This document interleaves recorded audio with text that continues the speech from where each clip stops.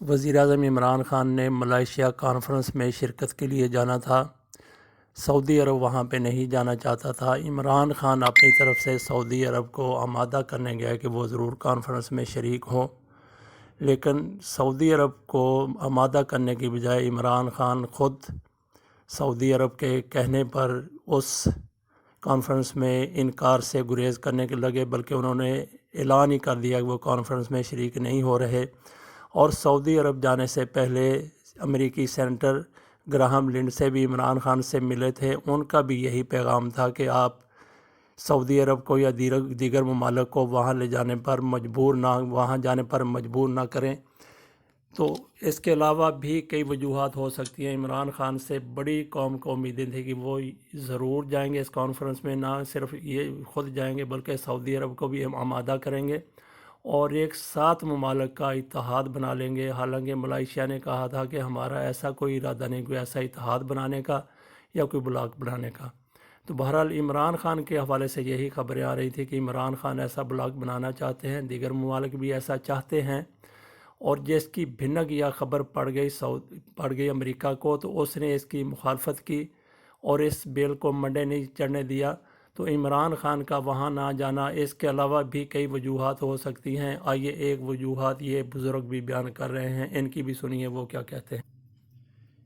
ان بزرگ کی صرف آڈیو دستیاب ہے، وہی سنیے کہ انہوں نے اس دورے کے حوالے سے عمران خان جو ملائیشیا جانا چاہتے تھے وہ کیوں نہیں گئے۔ چین میں کہتے ہیں کہ جب بلی کو پکڑ کے تنگ کرے اور آپ اس کو مارنا چاہیں تو کمرے کے اندر بند کر کے جب مارے تو کوئی سوراخ چھوڑ دیں کہ بلی وہاں سے اپنی جان بچا کے بھاگ جائے۔ اگر کوئی سوراخ نہیں چھوڑیں گے اور اگر آپ بلی کو مارنا چاہیں گے تو سیدھا شیر کی طرح گردن پہ حملہ کرے گی اور آپ ہی کو مار ڈالے گی۔ لیکن اگر کسی پہ ظلم کرو تو کوئی راستہ چھوڑ دو تاکہ وہ نکل کے بھاگ جائے، اپنی جان تو بچا لے۔ اگر اس کو کسی جگہ پہ بند کر کے مارو گے تو وہ تمہاری جان پہ ہی آ جائے گا۔ اب ایسی چیزیں ہمیں تو دل میں جاگتے ہوئے خواب نظر آنے لگے ہیں۔ بڑی پرانی بات ہے، نواب آف کالا باغ کتنے مشہور آدمی، دنیا میں ان کا بول بالا ہے، ایمانداری کا، فن خوانی کا، انصاف کا، پتہ نہیں کیا کچھ کے نام ان کے لیے جاتے ہیں کہ یہ بہت ہی جلیل القدر آدمی تھے۔ ان کے بیٹے کی دعوت پہ ایک مرتبہ اسلام آباد سے کوئی 10 افراد گئے، اس میں میں بھی گیا۔ ان دنوں میں میری عمر ہوگی کوئی 24-25 سال کی جب میں گیا تھا۔ سردی کے دن تھے۔ رات کو جب کھانا پینا کھا کے صبح دھوپ تاپ رہے تھے تو ایک بوڑھا آدمی کانپتے ہوئے ہاتھوں سے دور سے چلتا ہوا آیا اور اس نے کہا کہ پتر ذرا ہے میرا خط کوئی پڑھ دے گا۔ چونکہ I was the youngest among them، تو انہوں نے کہا کہ بھائی ینگ مین تم پڑھ کے سناؤ۔ تو وہ میں نے خط پڑھا تو پتہ لگا کہ اس کے بیٹے کا خط ہے اور کراچی سے اس نے لکھا ہے۔ وہ سنتا رہا اور بیچارہ میں رو ہی رہا تھا، رو تو نہیں سکا چونکہ وڈیروں کا روب ہوتا ہے غریبوں کے اوپر، ان کے سامنے بڑے تہذیب سے بیچارے ڈر کے مارے ہلتے ڈلتے کھڑے رہتے ہیں۔ سنتا رہا تو میں نے جب اوپر تاریخ دیکھی تو کوئی 3-4 مہینے پرانی تاریخ تھی۔ میں نے اس بڈھے سے پوچھا کہ چاچا کنے کو بندیاں نو اپنا خط پڑھایا ہی تو لگا نا پتر پہلا تھوڑے کو سنیا، میں تو من تو پتہ ہی نہیں کہ یہ کی لکھیا، تو میں روندا رہا سن کے تیرے منہ اللہ تینوں جیودا لگے۔ میں کہا 6-4 مہینے ہو گئے تھے کوئی بندہ تینوں نہیں لبیا؟ کہندا پورے پنڈ چ کوئی سکول ہی نہیں ہے گا، کوئی پڑھیا لکھیا منڈا ہی نہیں ہے گا، کوئی پڑھیا لکھیا بندہ ہی نہیں ہے گا۔ آج میں 65 سال کا ہو گیا ہوں اور میں سوچتا ہوں کہ کیا نام نواب آف کالا باغ، ایک اسکول ان کے گاؤں میں نہیں۔ ان لوگوں نے جان کے اسکول نہیں بنایا، جان کے کالجز نہیں بنائے، جان کی یونیورسٹیز نہیں بنائی تاکہ ان کو سالوں کو جاہل رکھو کتے بلی کی طرح، بھیڑ بکریوں کی طرح۔ تاکہ نہ یہ کچھ سوچ سکیں، نہ سمجھ سکیں، نہ ان کے خلاف کچھ بات کر سکیں، بس کنویں کے میڈک کی طرح زندگی گزارے اور ان کے قدموں کو، تلووں کو چاٹتے رہیں اور چاٹتے چاٹتے جانور کی طرح پیدا ہوں اور جانور کی طرح مر جائیں۔ آج عمران خان کو کل ملیشیا جانا تھا، جہاں قطر کا شیخ بھی جا رہا ہے، مہاتر محمد نے بھی بلایا، طیب اردگان بھی جا رہا ہے۔ انڈونیشیا کو تو پہلے سعودی عرب نے ڈنڈا کر دیا کہ تو نہیں جائے گا بیٹا۔ عمران خان کو بلا کے منع کیا کہ خبردار، نہ تم جاؤ گے نہ تمہارے یہاں سے کوئی جائے گا، بیٹھے رہو جہاں بیٹھے ہو۔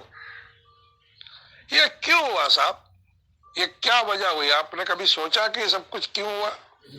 ہمارے ملک کو جاہل رکھا، ہم لوگوں کو پڑھنے لکھنے نہیں دیا، ہمارے بچوں کو، ملک کو لوٹ کے خزانے کو کھا گئے، ایک ایک بندے کو 1.5 لاکھ روپے سے مقروض کر دیا۔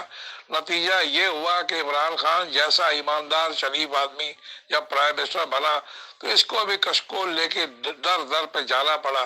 جن لوگوں نے بلایا کہ آ جا بیٹا تیری قوم بھوکی مر جائے گی، ہم سے 54 لے لے، 58 لے لے، یہ 54 58 جمع کرتا رہا۔ آج سعودی عرب سے جو بھیک مانگ کے لیا ہے پیسہ، یہ چور ان لوگوں کی وجہ سے لینا پڑا نا۔ اگر یہ نواز شریف کو میں کیا کہوں، مجھے منہ سے گالی نکلتی ہے، اگر یہ خبیث آدمی چور نہ ہوتا، خاندان چور سالہ، ایک نہیں پورا ٹبر کا ٹبر چور، نسلی چور کہتے ہیں، کو کہتے ہیں نسلی حرامی ہے، یہ نسلی حرامی ہے۔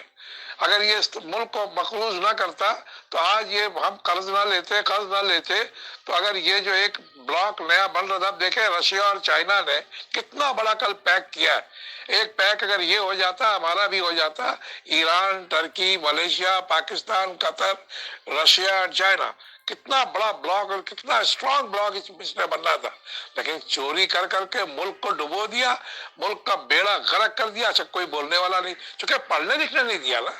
اب یہ بندہ جو بیچارہ رکشہ چلا رہا ہے، جو اینٹیں کوٹ رہا ہے، جو مزدور اینٹیں پلسٹر کر رہا ہے، جو سبزی بیچ رہا ہے، جو رکشہ چلا رہا ہے، اکثریت تو وہی ہے۔ جو کسان بیچارہ جنگل میں کام کر رہا ہے، اس کو کیسے سمجھاؤ گے جا کے کہ یہ ان لوگوں نے کس طرح سے ہم لوگوں کے خزانے کو لوٹا ہے، کس طرح سے ہماری بغیا لوٹا ان لوگوں نے الٹائی ہے، کس طرح سے ہمارے کلیجے میں آگ لگائی ہے۔ کوئی بولنے والا ہے ان کو؟ کوئی سمجھتا ہی نہیں ہے۔ پھر ابھی بھی وہ حرامی باہر نکل کے بولتا ہے ووٹ کو عزت دو۔ ابے یار کیا تو خدا کی قسم تیری قسمت اچھی ہے کہ یہ ابھی تک لوگوں کے سمجھ میں نہیں آیا، ان کی نسلیں جب بڑی ہوگی، آج نہیں 100 سال کے بعد، نواز شریف، زرداری، اسفندیار ولی، مولانا فضل الرحمان اور اچکزئی، یاد رکھنا یہ آج نہیں 100 سال کے بعد ان کے بچے جب پڑھ لکھ لیں گے اور تاریخ کو پڑھیں گے کہ تم لوگوں نے کیا کیا، تمہارے اس زمانے کے بچوں کو آگ لگا کے مار دیں گے، یہ چھوڑیں گے نہیں، یہ بدلہ ضرور ہوگا ان سے، پورا ان سے ہوگا۔ آج یہ نہیں لے پا رہے اپنی جہالت سے نا، لیکن تمہارے بچوں کے بچوں سے بدلہ یہ ضرور لیں گے، ہمارے بچوں کے بچے لیں گے ان سے بدلہ، چھوڑیں گے تم کو پھر بھی نہیں۔ دیکھیں نا کتنی بڑی ایک اپرچونٹی مس ہوئی ان حرام زادوں کی وجہ سے، ان چوروں کی وجہ سے۔ موج کر گئے، چوری کر گئے، اور اب سزا کس کو دی؟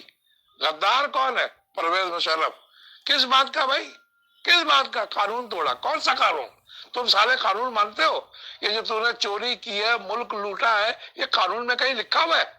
یہ قانون کے مطابق تم نے چوری کی ہے، قانون کے مطابق تم نے ملک لوٹا ہے، قانون کے مطابق تم نے بے ایمانی کی ہے۔ یہ کیا سالے لوگ ہیں، اور یہ جج، یہ جوڈیشری، یہ وکیل، الحمدللہ، یا اللہ، یا مولا، یا پروردگار۔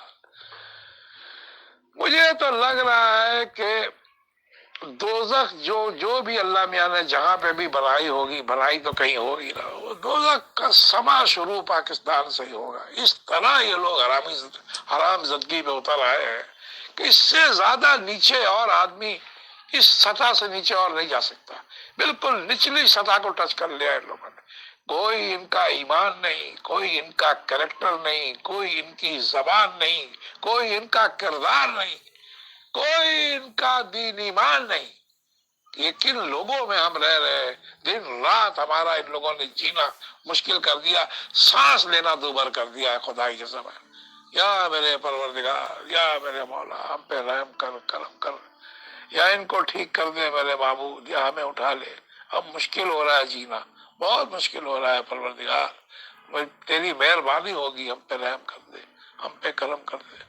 پاکستان زندہ باد۔ یہ آپ نے بابے کے خیالات سن لیے، ایک بزرگ کے خیالات سن لیے، ان سے آپ کا متفق ہونا ضروری نہیں، آپ کی جو بھی رائے ہو آپ ہمیں کمنٹس میں لکھ کے بھیجیں یا وائس میں لکھ دیں، وہ ہم یہاں پہ اپلوڈ کر دیں گے انشاءاللہ۔ خدا حافظ، پاکستان زندہ باد۔